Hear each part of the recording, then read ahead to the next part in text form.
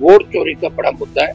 उसे देख के लग रहा है चुनाव आयोग दबाव के अंदर प्रेस कॉन्फ्रेंस कर रहा है कि 80 लड़ाई लड़ी, 80 की 80 जीती, लेकिन उनसे राजा चुरा लिए, उनके पास राजा भी नहीं बने। और उसके बाद उन्होंने कहा शिखर अग्रवाल ने मना कर दिया मुझे आने के लिए, हमें कूच करना पड़ा। कूच के बाद कलेक्टर देखो किस तरह भागता हुआ बाहर आ गया, कितने करोड़ सैंक्शन, वो 1 रुपये ही सैंक्शन नहीं वहाँ पे, और 5 साल में कोई बचेगा ही नहीं वहाँ पे। जब बचेगा ही नहीं तो योजना किस काम की? और मुझे लग रहा है कि इस हिसाब से चले तो महीने 2 महीने में भजनलाल का कनेक्शन कट जाएगा। हर जगह ऐसी स्थिति है। लोकसभा में नेता प्रतिपक्ष राहुल गांधी ने चुनाव आयोग पर कथित तौर पर वोट चोरी के आरोप लगाए, जिसके बाद से राजनीतिक बयानबाजी तेज हो गई है। और इन सबके बीच आरएलपी सुप्रीमो और नागौर से सांसद हनुमान बेनीवाल ने राजस्थान के खिमसर उपचुनाव में धांधली की आशंका भी जता दी है। पत्रकारों से बातचीत में हनुमान बेनीवाल ने कहा कि यहां पर हमारा वोट मत ज्यादा है, मगर इसके बावजूद हमें कम वोट मिले। यह सोचने वाली बात है कि वोट चोरी बहुत बड़ा मुद्दा है और अघोषित इमरजेंसी इस वक्त पूरे देश में चल रही है। चुनाव आयोग की प्रेस वार्ता देखकर लगता है कि चुनाव आयोग दबाव में है। मुख्यमंत्री भजनलाल शर्मा के जोधपुर आने से पहले और जाने के बाद फायरिंग की घटनाओं पर बेनीवाल ने प्रदेश के लॉ एंड ऑर्डर पर सवाल उठाए। उन्होंने कहा कि यह घटना प्रदेश के लॉ एंड ऑर्डर पर सवालिया निशान खड़ा करती है। मुख्यमंत्री भजनलाल शर्मा की प्रदेश में चल नहीं रही, यहाँ पर अफसरशाही अभी भी है और जोधपुर में जो अफसर लगाए गए हैं वो सही नहीं है। हनुमान बेनीवाल ने और क्या कुछ कहा, आप भी सुनिए। और आप देख रहे हो घोषित इमरजेंसी देश के अंदर चल रही है।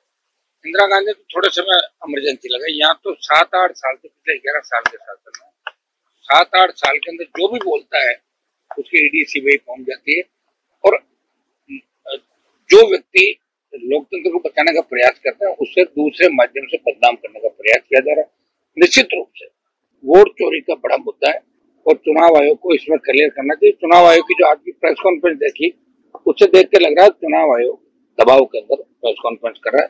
निश्चित रूप से वोट चोरी का बड़ा मुद्दा है। इस मुद्दे को लेकर जो इंडिया अलायंस आंदोलन कर रहा है उसमें हम लोग इंडिया अलायंस के आंदोलन के अंदर साथ है और आगे भी इस तरह के मामले जो भी सरकार के होंगे उसमें हम भारतीय जनता पार्टी की सरकार का विरोध करेंगे। सर, जाटों के इतिहास को लेकर आपने बार बार मुद्दा उठाया है कि सही से नहीं लिखा गया और एक तरह की सरकार, जिनकी सरकार है वही बोलते हैं कि हमारे बच्चे गलत लिखे गए। इस मुद्दे को जब भाजपा की सरकार है तो मुद्दा नहीं लिखा जा रहा है। और जाटों के इतिहास का तो महाराज सोचमल के अपन देख लें कि 80 लड़ाई लड़ी, 80 की 80 जीती, फिर भी देश के अंदर जिस तरह इतिहास को महाराज सूरजमल जो धर्म रक्षक थे, वीर गति को प्राप्त हो, लड़ते लड़ते आगे लड़ाई करते, उनके इतिहास को भी ढंग से प्रस्तुत नहीं किया। पानीपत मूवी आई थी जिसका हमने विरोध किया, ठीक करवाया इतिहास को।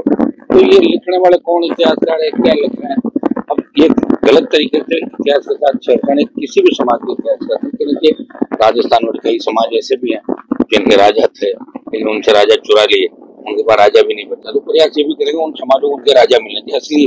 असली राजा कौन थे, उनकी जाति क्या थी, ये भी आंदोलन लगातार कई बार देश और प्रदेश के अंदर चला। सर, आज सवाल कल बड़ी जीत मिली सर आपको, किन मांगों? देखिए दुर्भाग्य इस बात का है कि जिला कलेक्टर का ये कहना था, 9 बजे वो आ रहे थे और उसके बाद उन्होंने कहा शिखर अग्रवाल ने मना कर दिया मुझे आने के लिए। लॉ एंड ऑर्डर जाए भाड़ में, शिखर अग्रवाल साहब सो गए और सुबह देखेंगे।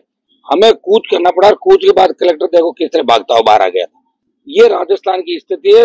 अधिकारी अफसर सरकार चाह रहे, मुख्यमंत्री को कोई पता नहीं 10 बजे सोने के बाद राजस्थान में क्या हो रहा है।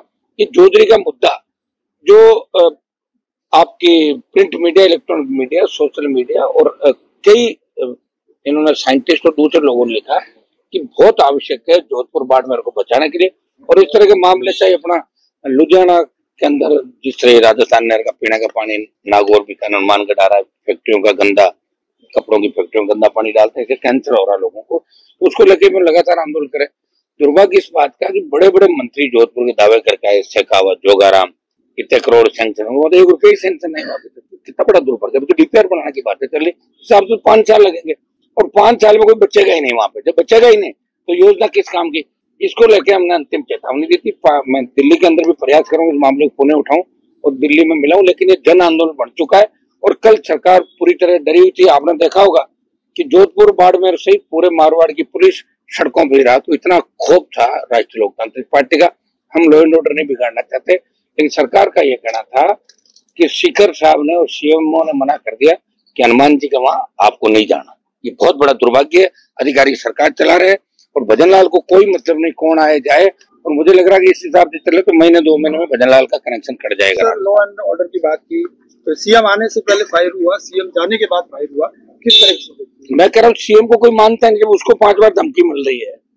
मैं यही था उस दिन आपके सालवा के अंदर, और बाद में डीजी इंटेलिजेंस ने बात करी, सारी बात हुई। इनके बात करने वाले लोग भी नहीं। ऐसे आदमी को कमिश्नर बिठा दिया यहाँ पे लाके, ऐसा आईजी बिठा दिया, ऐसे 2-3 एसपी बिठा दिए, उनको कोई मतलब ही नहीं है। कब मीडिया काम पड़ेगा तो पता लग जाएगा आपको। हर जगह ऐसी स्थिति है, और नेता इन अधिकारियों के चौकट पे खड़े रहते हैं और कंपनियों के मुनीम बने हुए राजस्थान के अंदर। यही राजस्थान का दुर्भाग्य, यही व्यवस्था परिवर्तन राष्ट्रीय लोकतांत्रिक पार्टी राजस्थान में चाहती है।